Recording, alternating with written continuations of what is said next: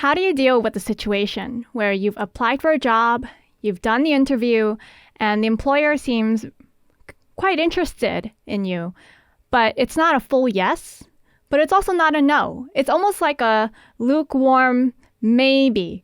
We're still kind of thinking about it. Guys, if you're mulling over whether someone is about to say yes, whether they want to be on board with you, want to work with you, the answer is no, they're not that into you. So here's my line of thinking, and I think this is far more empowering rather than you just sitting around waiting for somebody to make their damn decision and say yes to you, all right? Because rather than waiting and doing nothing and you're just like, I'm just waiting to hear back from this person, move on with your life. Go on and do other things, right? Because that's the truth. This person, this employer is just not that into you. And, you know, I have this mindset because this is the only way to deal with rejection and still feel confident and empowered, okay? I'm making this video now. I actually didn't want to touch on rejection until much later because I actually want to make a lot of videos at the moment on how to find the right career and then how to fix up your resume and your LinkedIn so that you are seen as the ideal candidate. But it seems that, you know, yesterday I also just got rejected for something. You know, no hard feelings, right? But so what happened was I got on a pre-interview for a podcast. Some podcast hosts, they're just like immediately jumping on board and they say, we want to interview you. You know, there's no pre-interview needed. What you wrote to me in your pitch is okay. And then I'll just see you for the official interview on this date and time. But some hosts, they want to scout you out first. They want to know you better. They want to like talk to you to see what kind of person you are before you get on their show. And yesterday was one of those pre-interviews. I get into the pre-interview, and of course she's asking me questions. What am I doing? You know, what am I promoting? And to tell her, look, I'm here to promote the 5-day job search.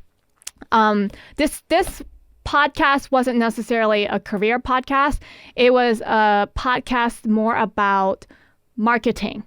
So, you know, it's related to what I'm doing because I'm teaching people how to personally brand themselves online, in the online sphere, so that they can get opportunities very quickly, so that people are knocking down their door to want to give them opportunity, right?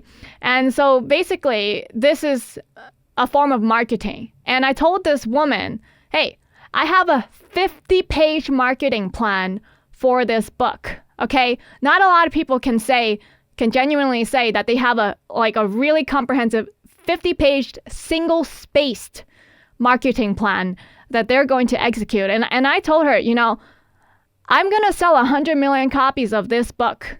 That's how serious I am because not only do I have a 50-page plan, I have 50 ideas on how I'm going to get exposure and bring everyone in so that like everyone in this world has heard of this book. Like if I want to sell 100 million copies of this book, I'm going to have to get my book probably in front of 1 billion people because not everyone's going to buy, you know? So in order to sell that many, I have to get the exposure up really high to the point where the number of people who will buy ends up being 100 million. And one of those ways, one of the 50 ways that I'm doing the marketing right now that I'm fully fleshing out is in the next 12 months, I will be doing 500 podcast interviews. Like I'm going to be a guest on 500 podcasts. And she was like lukewarm. You know, after talking to her for 15 minutes, at the very end, she was like, well, you know, I'm really interested in what you're doing. Seems like great and all, but come back to me when you've sold 100,000 copies or come back to me when you've sold 1 million. Then I'll have you on my show. I'm like, okay, have a wonderful day. Wish you well. Bye. And, you know, and I said, hey, I'll reach out to you when I've sold 1 million copies. But, you know, I'm not going to reach out to her because you know what? By the time I've sold 1 million copies, I'm not interested in getting on small shows like hers. She like has no listeners on her show. You know, sure, she has some form of social media following, but when I ran the traffic stats on her website, she gets like 25 visitors a month. Like she's not like someone super famous. She's not some sort of celebrity Do you expect me to go back to her a year from now and go like, hey, look, I've sold this many copies of books. I want to get on your show. I'm some sort of just desperate. Like I was just waiting to be on her show. I really, really want this opportunity. Like just absolutely desperate. Like if I don't have this opportunity, then, I'm not worth it. I'm not valuable. I'm just like, look, if you don't see the value in what I have to say now, if you don't see how valuable it is, this message that I'm sharing and the way I'm approaching marketing as well, if you don't even find value in it before I fully fleshed everything out, because this is valuable what I'm doing, what makes me think that she's going to find value in it, I don't know, 1 million copies later? Some people, they have eyes, but they don't see. They have ears, but they don't hear. She could have like the best guest that she'll ever have in this pre-interview, and she still won't even realize it, right? So, sure, she says, oh, come back to me 6 months from now. But like, to me, that just means I'm not that into you. And I get that message, and I say, okay, thanks, bye. Because you know what? I've only started reaching out to podcasts about 6 weeks ago, and I'm already booked on 100 shows. So like, there's no shortage of people who want me to go on their show. Like, people who want me on their show, they immediately jump on and they go like, oh my gosh, I have to have you on my show. Can you come on my show? When's the earliest you can come on?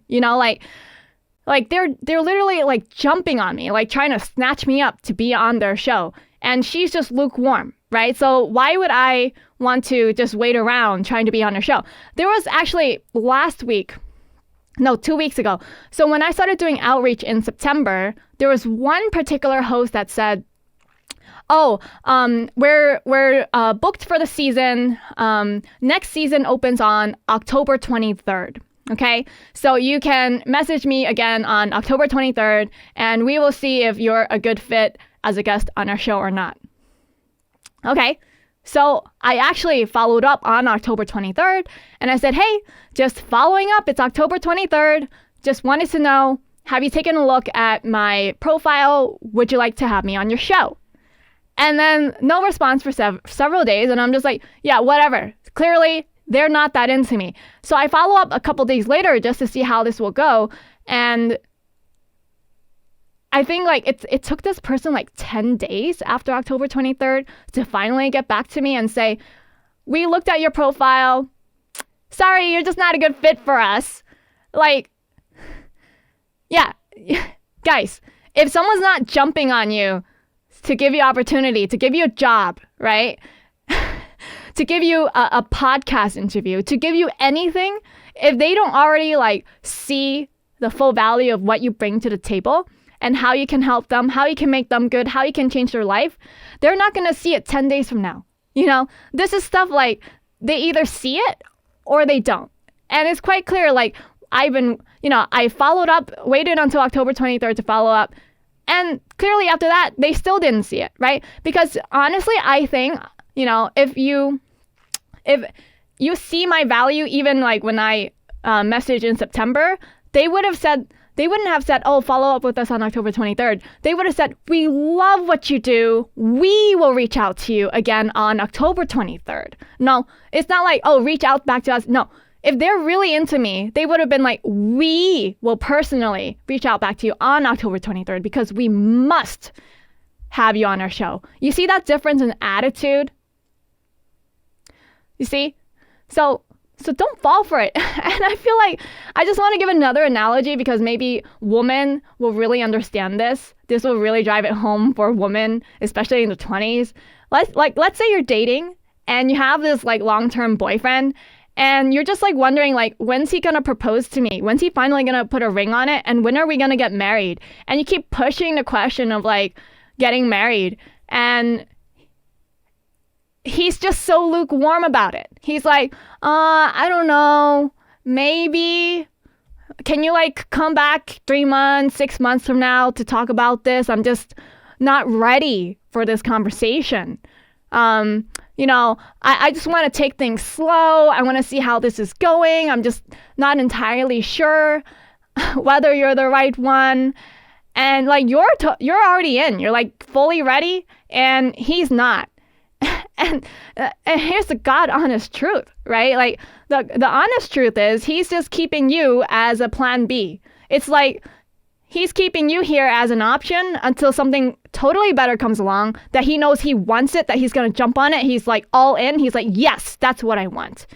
It's the same thing. This happens to so many women. Like when they finally break up with that guy, the next woman that they date, he marries the woman like less than a year later. Like less than a year later, they're already married. This happens over and over again, right? So please, when someone's lukewarm about you, stop. Don't wait around for them to give you a yes. Move on with your life, okay? Anyway, I'm about to step into another podcast interview in 5 minutes, so I gotta wrap this up. If you really liked today's video, then please give it a thumbs up. Please subscribe. If you know somebody who's currently unemployed, and so many people are, I would really appreciate it if you could help out my channel by sharing this video with someone who's unemployed and looking for a job, and they just don't know what happens, how to react when an employer, a potential employer, is lukewarm about their application. Okay? And if you really want to support my channel, then please buy my new book, The 5-Day Job Search, for a limited time only. If you go on AnnieYangFinancial.com, you can get a signed paperback copy with a 10% off discount. That's it for you guys today. And I will see you in my next video. Hopefully after this interview, I can even record another video, maybe 2 more, and I'll post it all on the same day, which is today as well. All right, that's it. Bye, guys.